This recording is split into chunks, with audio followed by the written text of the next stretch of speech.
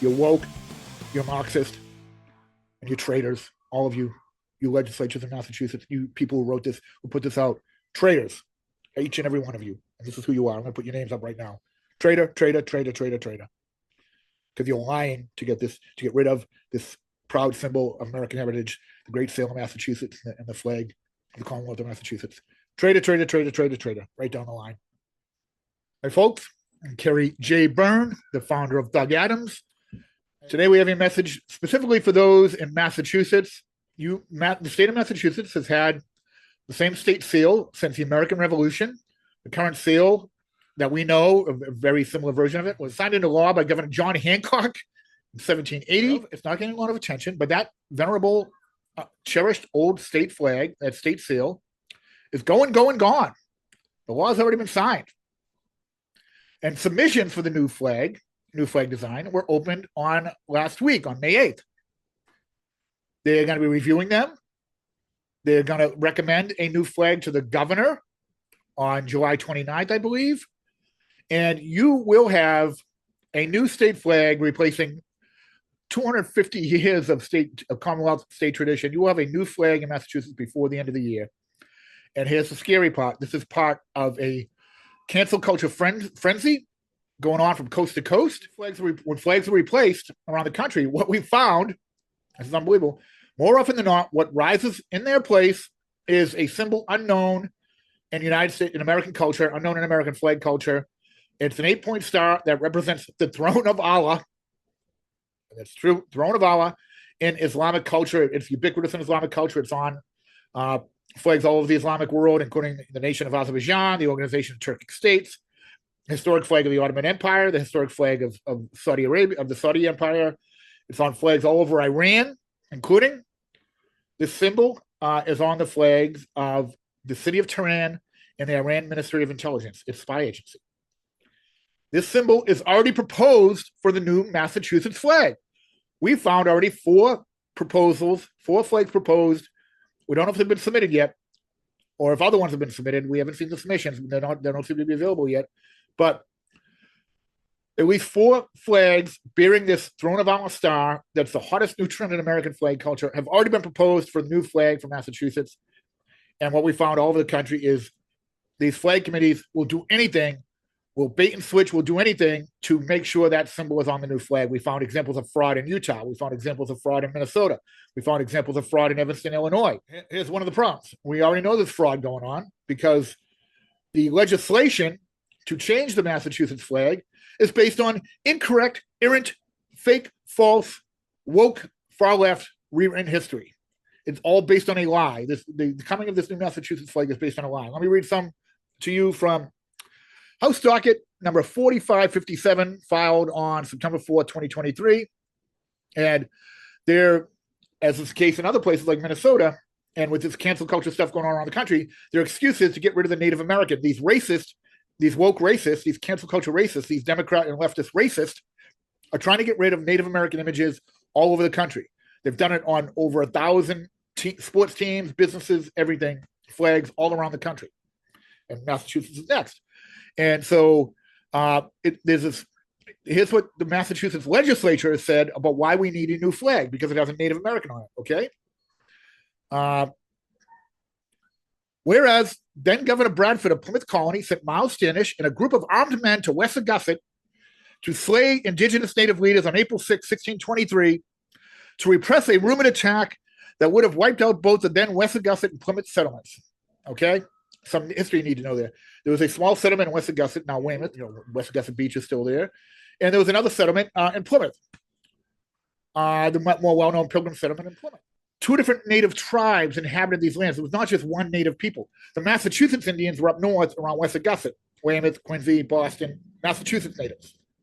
Down in Plymouth were the Wampanoags. They were called at the time Pokanoket, and the name kind of developed later on to be Wampanoags. But 2 different tribes, the Pokanoket, keep that in mind.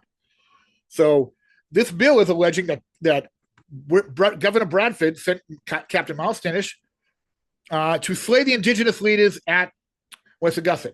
Okay, the indigenous native leaders were slain in cold blood by Captain Miles Standish and his dishonorable men hiding behind the fortifications doors.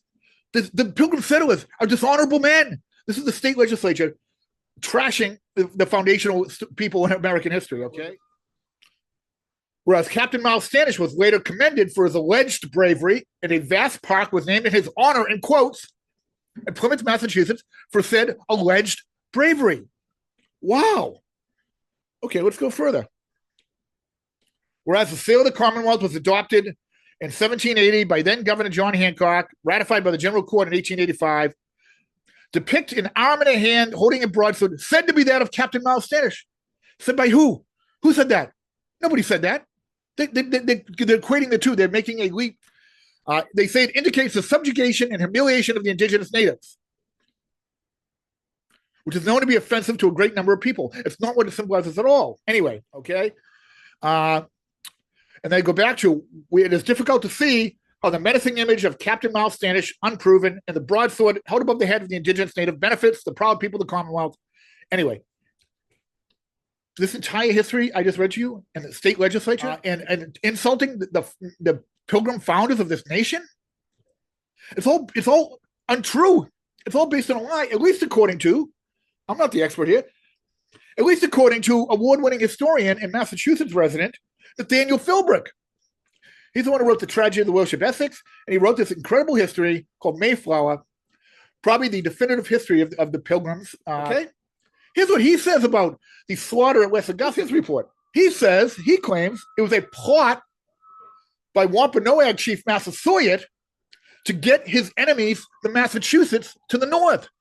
He was at war. These people did not live all in harmony. The Wampanoags around the Pilgrims and the Massachusetts up north near West Augusta were not friends. They were enemies. So Massasoit saw a chance to enlist the aid and the weapons of the Pilgrims, according to Nathaniel Philbrick. What the Wampanoags told the Pilgrims was that they were about to be hit by a surprise attack by the Massachusetts Indians. They were coming down to slaughter the Pilgrims. This was what the Wampanoags were told the Pilgrims about their enemy.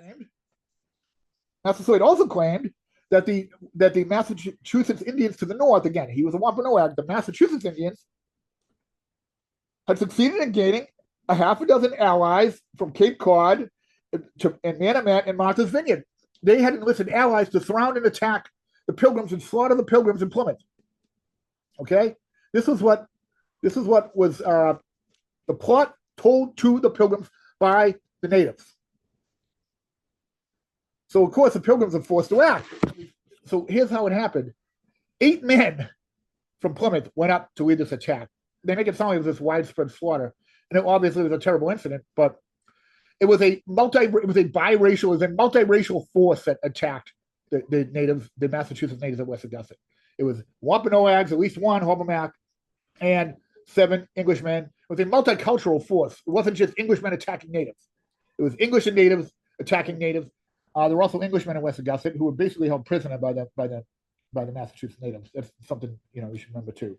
This was an attack of self-preservation perpetuated by the natives. It was a plot by natives against natives, enlisting the weapons and advanced technology of the Englishmen. That's what this was. Okay, they killed a bunch of natives, 10 or 12 at least. I'm not sure how many. There weren't a lot of people there. These are very small settlements. Again, it was an attacking force of 8. Okay, according to Nathaniel Philbrick.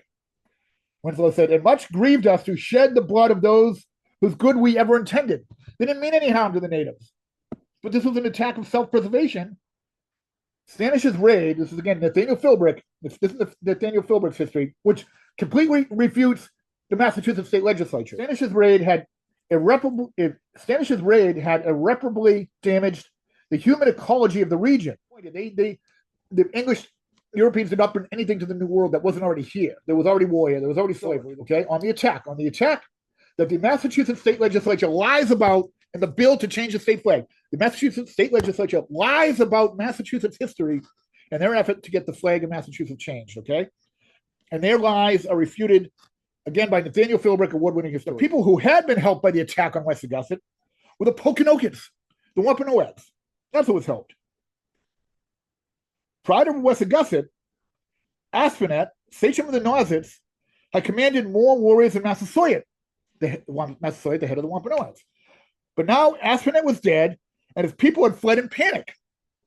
Over the next few years, Massasoit established the Indian nation we now refer to as Wampanoag. But it had been Massasoit who pulled it off. Just a few words delivered from what had almost been his deathbed had unleashed a chain of events and had completely reinvented the region in his own image. The English had served him well. He totally refutes the Massachusetts legislature. The state legislature is lying to you.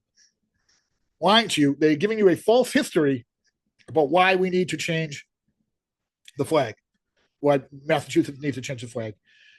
And again, lying about these things is all part of the narrative to get to recreate American history. It's all the stuff we talk about at Doug Adams all the time. They need to lie to recreate the new United States in their own vision, which is a terrible vision. Your state, your Commonwealth, your once proud Commonwealth, now an embarrassment, quite frankly, is going to be conquered by this woke ideology. And I guarantee you, high on the list of new flags to go up, it's going to be one of these flags you see right here. One of these throne of valor flags is going to be the next flag to rise over the state of Commonwealth of Massachusetts.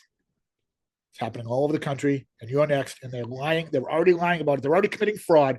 The legislature of Massachusetts itself is committing fraud. I'm calling all of you frauds. All of you, everyone in the Massachusetts legislature who supports this. Let me go down. I'll list your names. You're all lying. You're all frauds. You need to be called to account. You are rewriting your state history. You're insulting the foundational figures in our national history, the Pilgrims, incredibly brave people